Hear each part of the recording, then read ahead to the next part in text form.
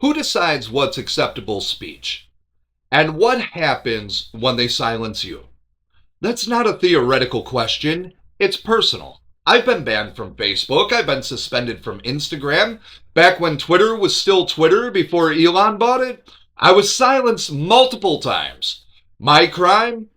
Telling people the truth, sharing facts, asking questions that the people in power didn't want answered. And I'm not alone. Millions of Americans have been censored, shadow banned, demonetized, and deplatformed for daring to speak the truth that contradicts the approved narrative. Doctors were silenced for questioning COVID policies. Journalists were banned for reporting on Hunter Biden's laptop. Parents were labeled domestic terrorists for speaking at school board meetings. Scientists were censored for presenting data that didn't support lockdowns. This ain't happening in China or North Korea. This is happening right here in America right now. Today, we're going to talk about the assault on free speech in this country. We'll cover the big tech censorship, the government collusion with social media companies, cancel culture, and the historic parallels to other regimes that suppressed dissent.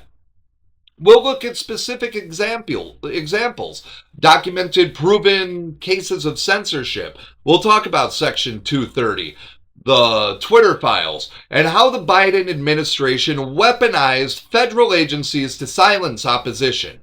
But this isn't just about policy and history. This is about why there's such a massive divide in this country right now. I personally believe the reason the left and right can't even have a conversation anymore is because half of the country has been systematically prevented from hearing the truth.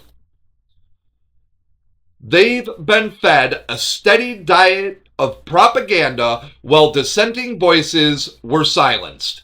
I can't tell you how many times I've tried to have conversations with leftists, including my own family members, and they dodge the questions, they dodge the facts, they try to talk over me, they get angry. They call me a Nazi or a fascist because my beliefs don't align with theirs. But here's the irony. If I gave them a choice between three candidates without telling them who they were or what party they belonged to, and we just went on their actual policies, they would choose Adolf Hitler every single time. Because that's where their beliefs actually lie. Government control, censorship, collectivism, scapegoating certain groups. The left tries to shut down free speech at every opportunity. They call truth conspiracy theory. They say, follow the science, but only when it aligns with their beliefs.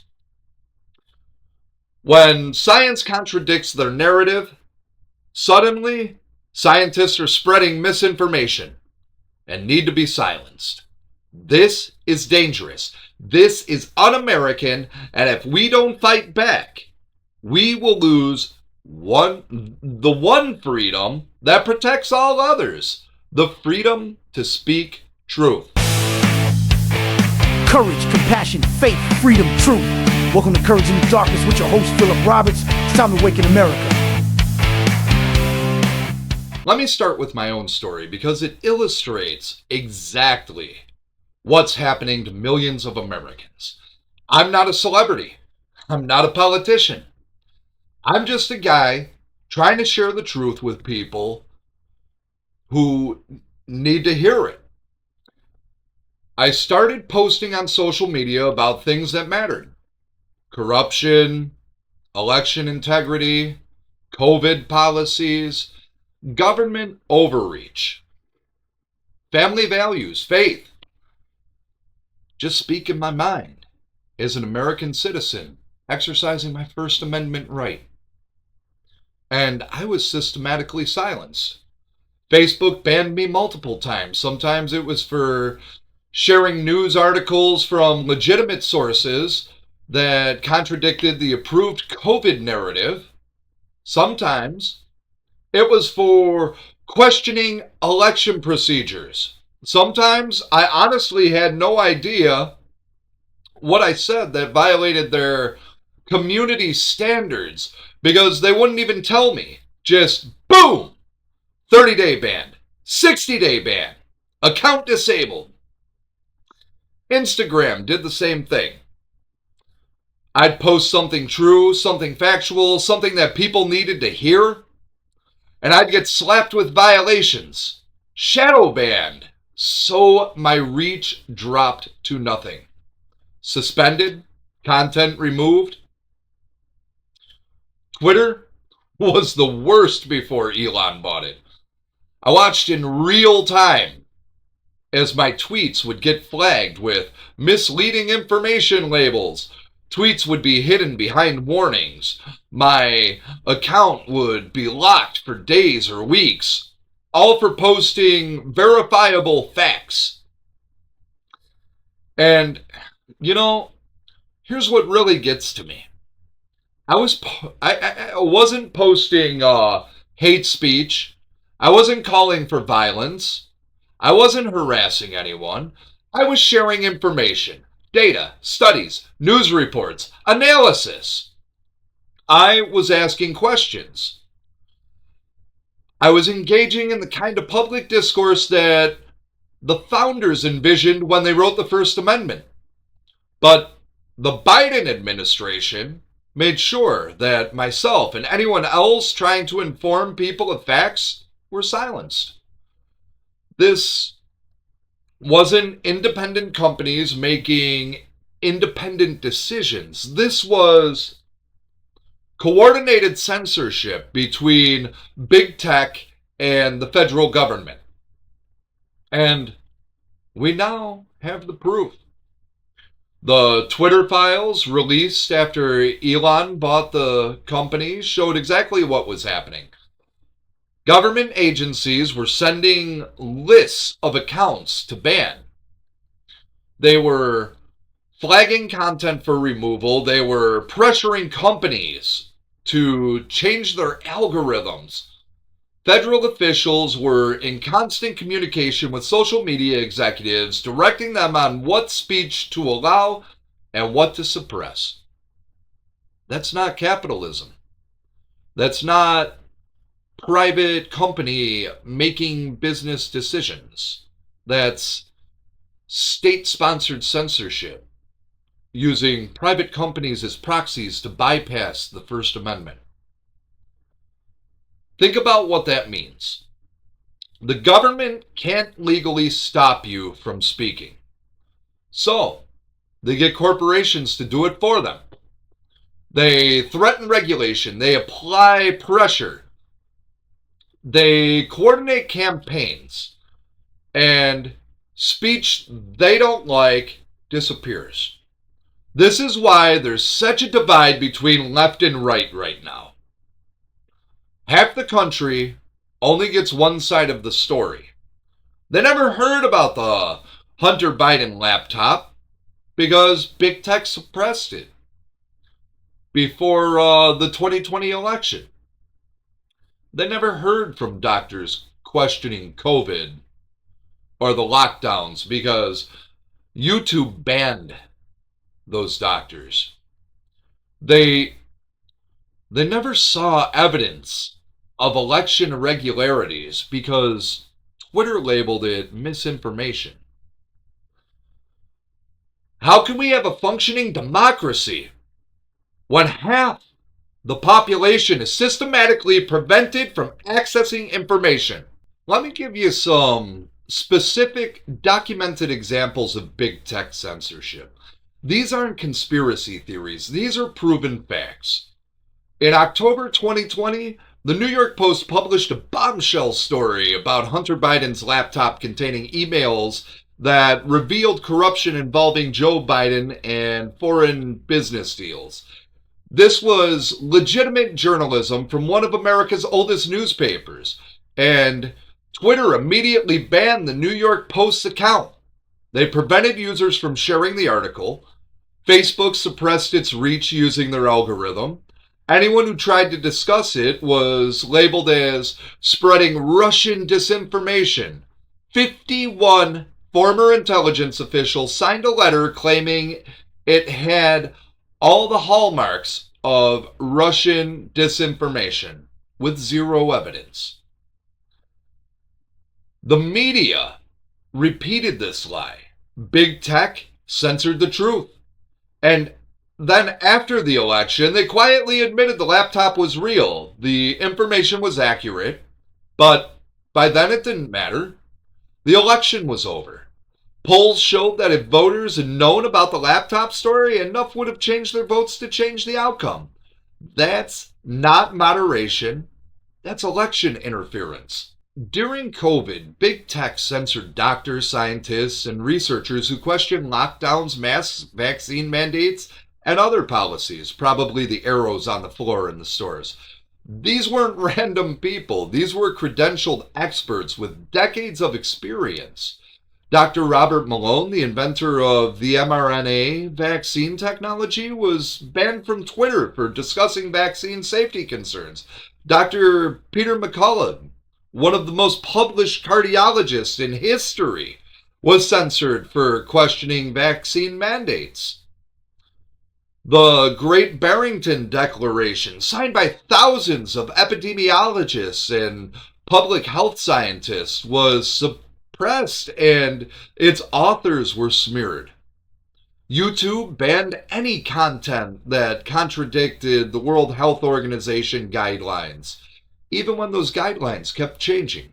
Facebook partnered with fact checkers who weren't scientists, but they were often funded by pharmaceutical companies. People were banned for saying the virus may have come from a lab in Wuhan, a theory now considered plausible even by mainstream sources. People were censored for sharing data about vaccine side effects from the government's own VAERS database. They were censored for discussing natural immunity. They were censored for questioning whether masks worked for children. And here's the thing. Many of those conspiracy theories turned out to be true. The virus probably did come from a lab. Natural immunity is robust. Masks didn't work as promised. Lockdowns caused massive harm. Vaccine side effects were more common than initially admitted.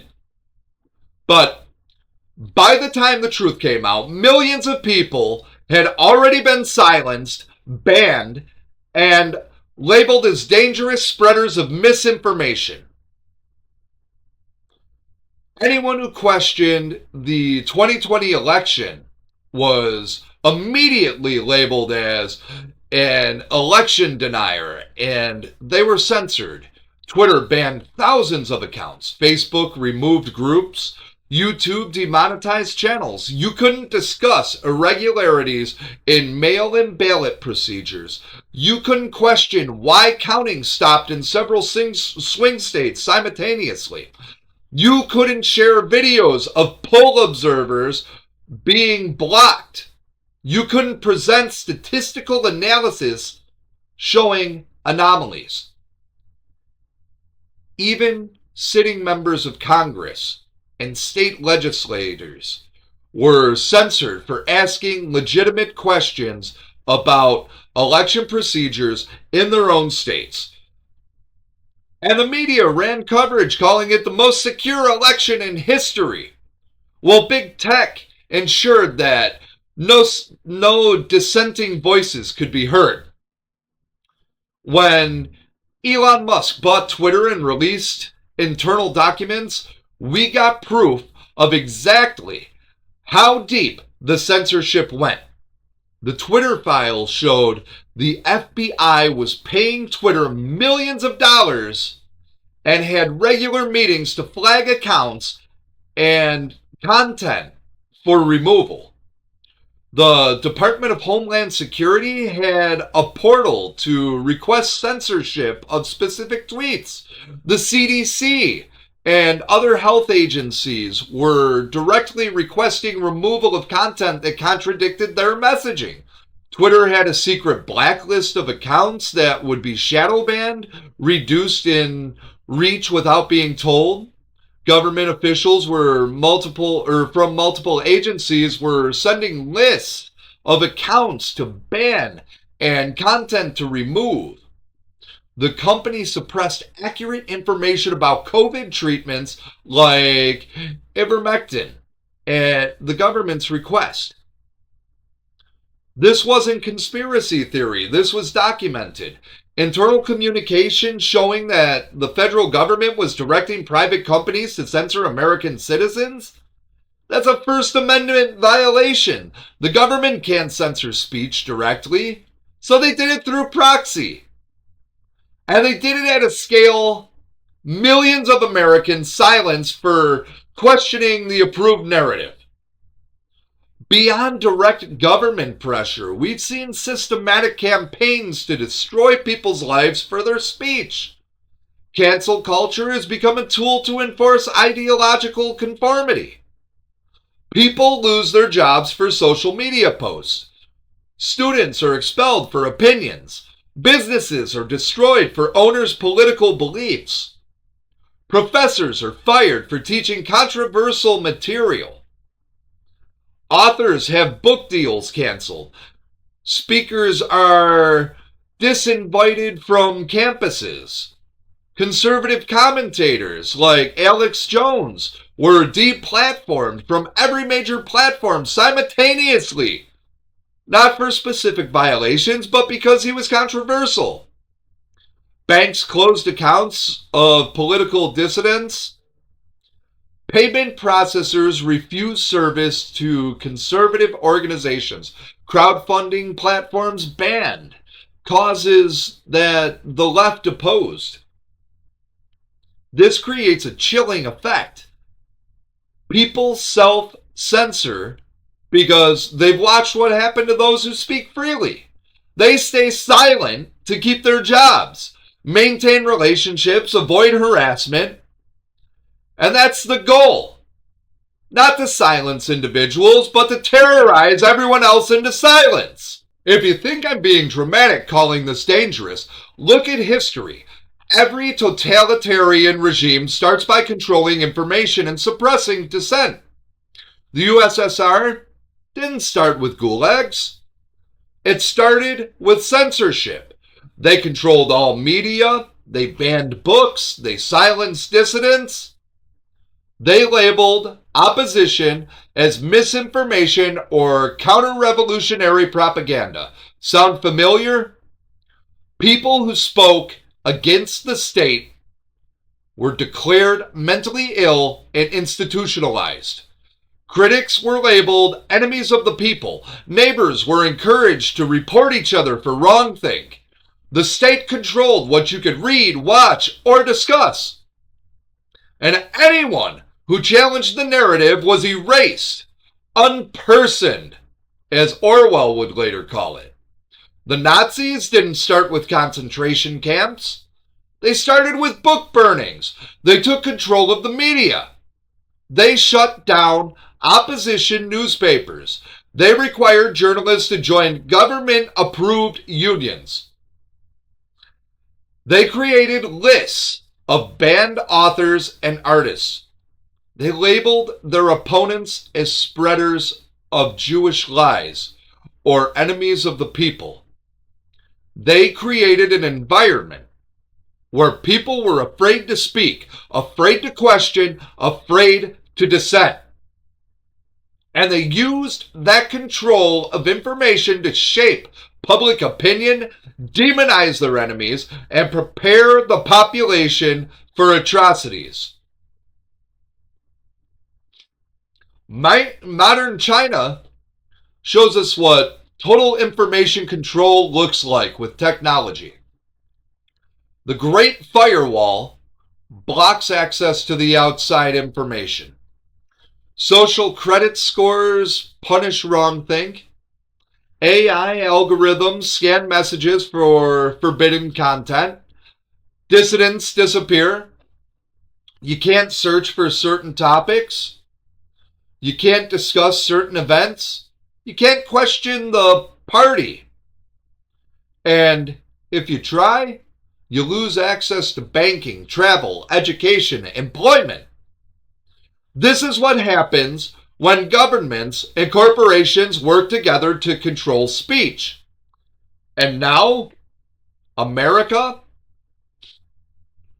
We're not there yet, but we're sliding in that direction faster than most people realize.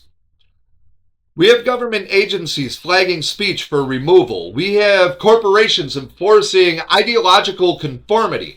We have social credit systems being built through ESG scores and debanking.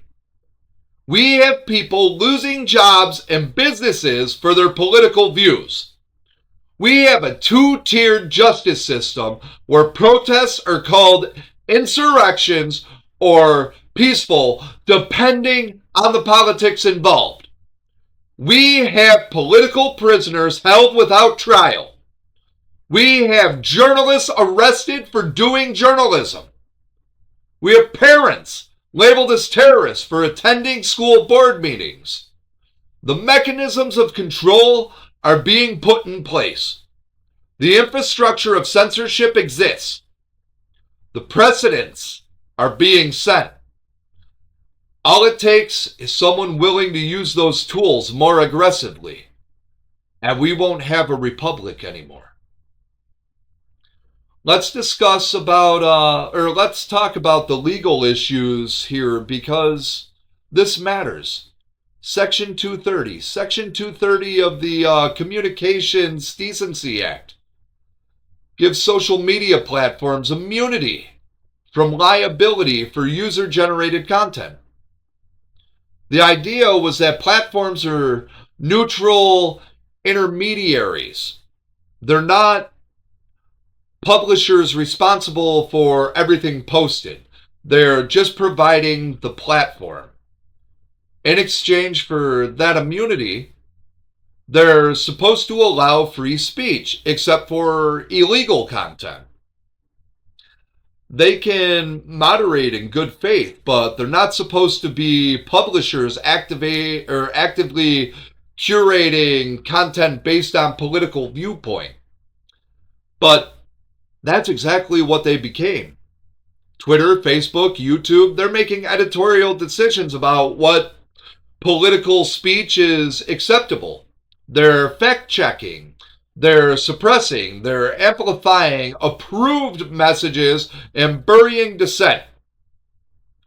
If they're publishers making editorial choices, they should lose Section 230 protection and be liable for everything on their platforms.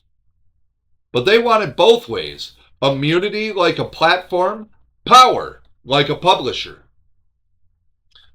Here's the constitutional issue. When government pressures private companies to censor speech, it's called state action, and it violates the First Amendment.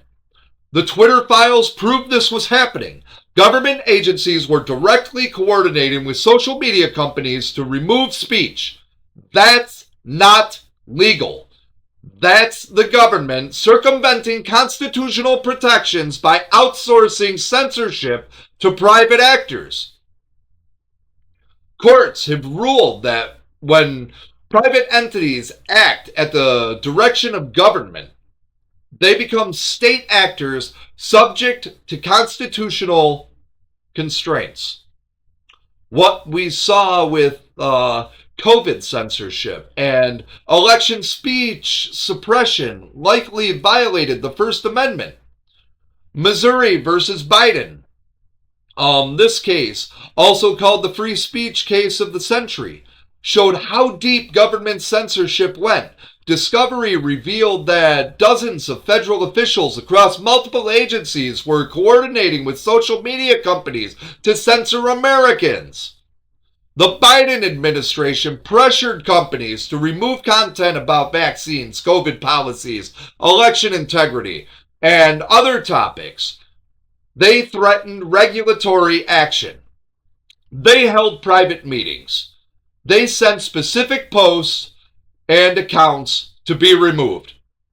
A federal judge issued an injunction limiting government contact with social media companies because the evidence of First Amendment violations was so overwhelming.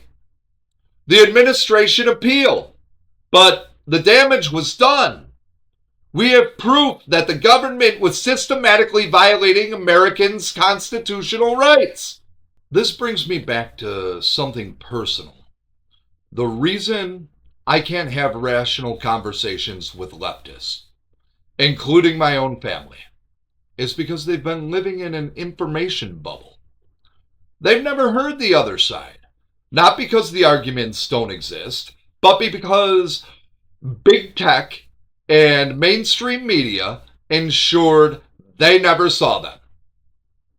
When I bring up facts, documented, verifiable facts, they call them conspiracy theories because that's what they've been trained to do. The media told them that questioning COVID came from a lab was conspiracy theory. That Hunter Biden's laptop was Russian disinformation. That election irregularities were debunked. They never heard from the doctors questioning lockdowns because those doctors were banned. They never saw the laptop evidence because it was suppressed. They never encountered election integrity concerns because big tech labeled it all as misinformation. So when I present these facts, it doesn't compute. It contradicts everything they've been told. And instead of engaging with the information, they shut down. They get emotional. They attack me personally. They dodge questions because they don't have answers. They dodge facts because they've never had to defend their positions. Everyone in their information bubble agrees with them. They talk over me because they're not used to being challenged. They get angry because cognitive dissonance is uncomfortable. And they call me a Nazi or a fascist because that's what they've been taught. Anyone who disagrees is Hitler. Anyone who questions the narrative is dangerous. Anyone who thinks differently is evil. But here's the irony. I mentioned earlier, if I presented them with 3 candidates, actual policies, without identifying who they are. Candidate A believes in strong central government control. Candidate B believes in collective ownership and state direction of industry. And candidate C believes in individual liberty and limited government. They choose the authoritarian every time because that's what they actually believe in. Government power, censorship of dissent, collective good over individual rights, scapegoating certain groups for society's problems. That's not conservatism. That's not what I believe. That's what the left believes. But they call me a fascist. And they can't see it because they've been systematically prevented from hearing any perspective that would challenge their worldview. Follow the science, but only when we say so.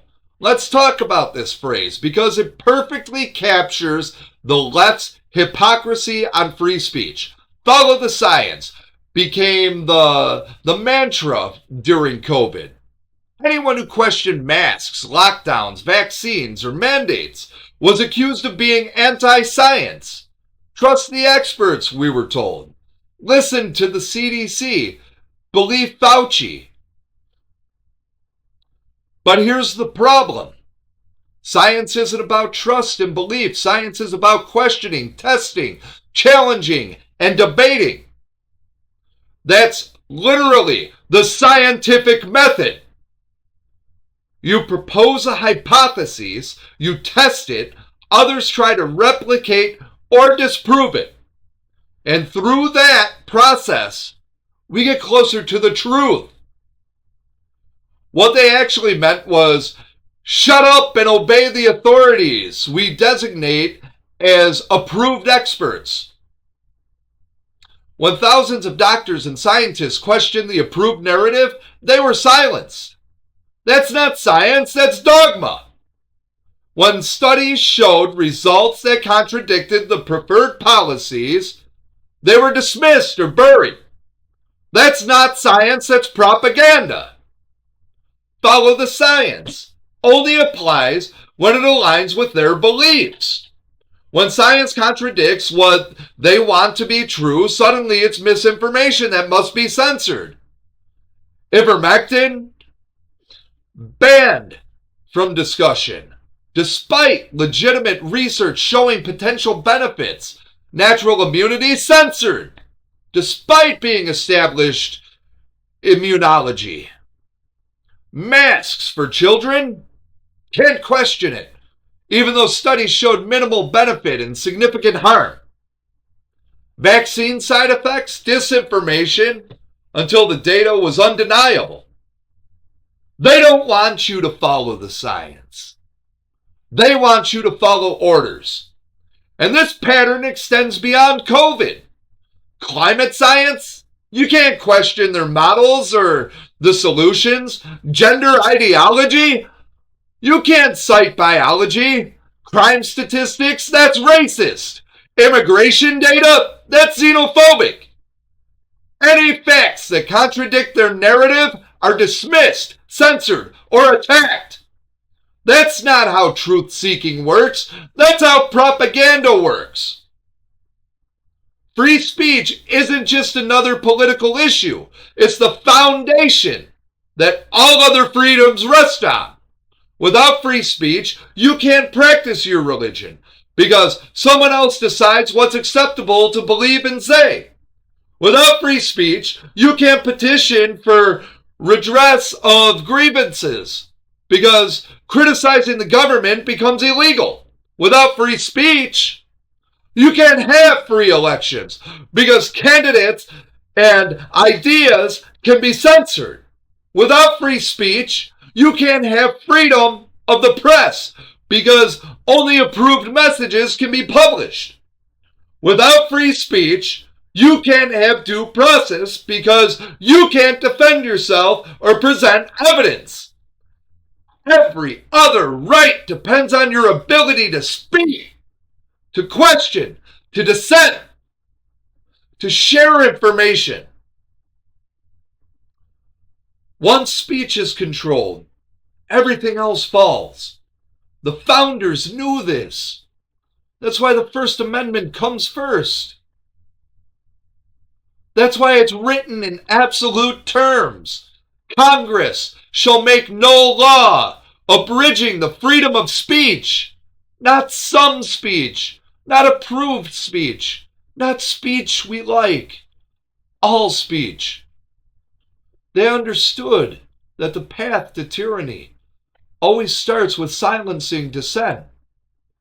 They understood that free people must be able to speak freely, even, especially when what we say is unpopular or challenges those in power. And they understood that the moment you let government or corporations decide what speech is acceptable, you've lost freedom itself. So what can we do? What do we do? How do we fight back against this assault on free speech? First, use your voice while you still have it. Speak truth. Share information. Ask questions. Don't self-censor or censor. They want you afraid. They want you silent. Don't give them what they want. Secondly, support platforms that protect free speech. Twitter or X, under Elon Musk, has restored many banned accounts and reduced censorship. Rumble, Truth Social, Parler, Gab, these platforms exist specifically to protect speech. Use them. Support them financially. Help them grow. Third, document everything. I say that all the time. When you get censored, screenshot it, save it, share it, file complaints. We need a record of what's happening. The Twitter files only existed because Elon had the courage to release them. We need more exposure of what big tech and government are doing. Fourth, support legal challenges. Organizations like the New Civil Liberties Alliance, the Foundation for Individual Rights and Expression, and Alliance Defending Freedom are fighting censorship in court. Donate to them. Share their work. These lawsuits are crucial. Fifth, demand legislative action. Contact your representatives. Push for Section 230 reform. Support bills that protect online speech. Oppose laws that expand government power to censor misinformation.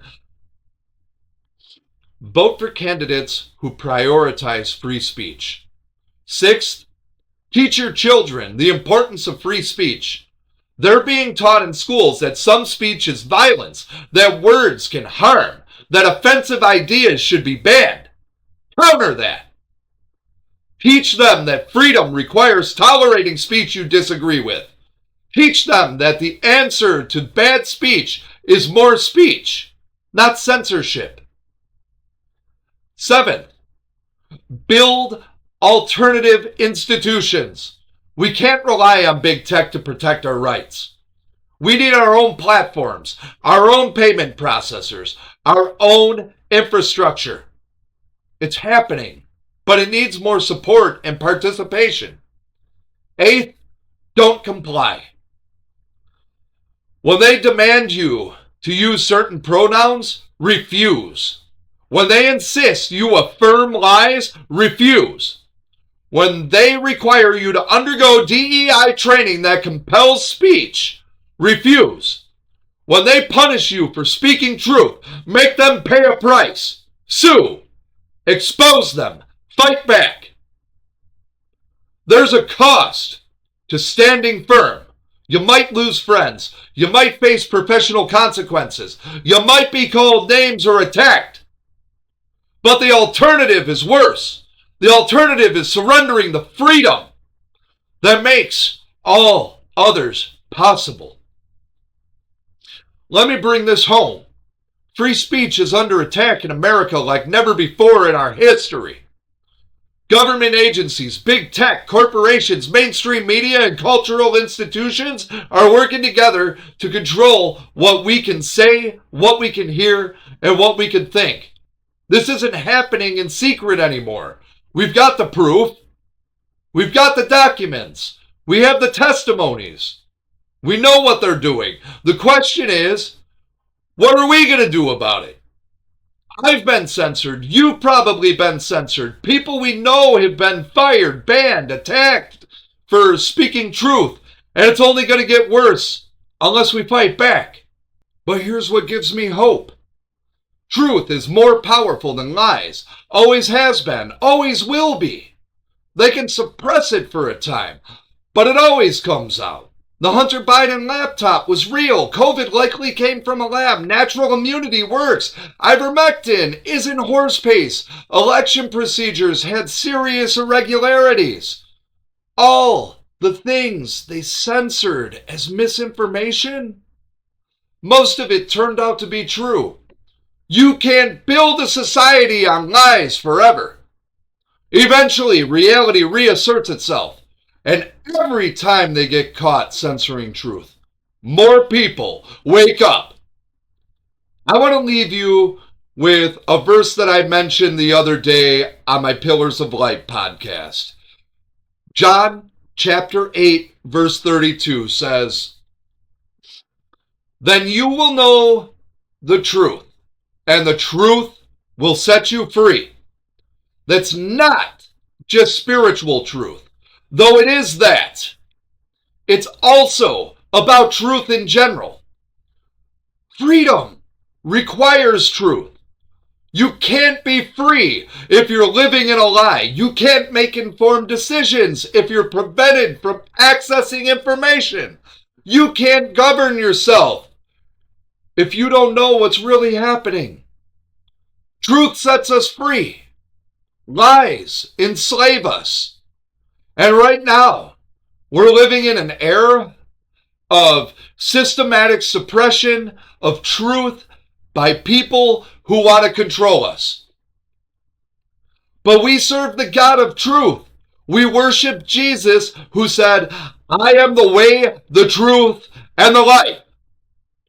We have the Holy Spirit who guides us into all truth. We have His word, which is true. And that means we have a responsibility, a mandate to speak truth, to seek truth, to defend truth, even when it costs us. So speak up. Stand firm. Don't let them silence you. Don't let them gaslight you into thinking you're crazy for seeing what's in front of your face. Don't let them bully you into submission. The truth will set you free. But first, you have to have the courage to speak it. If you found this episode helpful, please share it, like it, and subscribe so you don't miss future conversations. And if you found value in what I'm doing, or you want to support this work, consider becoming a member on Patreon at Courage in the Darkness, where I give out free merch depending on the tier you're on, and you get more content. Or subscribe on Apple Podcasts, where you can get all of the content. Thank you for listening. Now go speak truth boldly, and God bless you, and I'll see you tomorrow.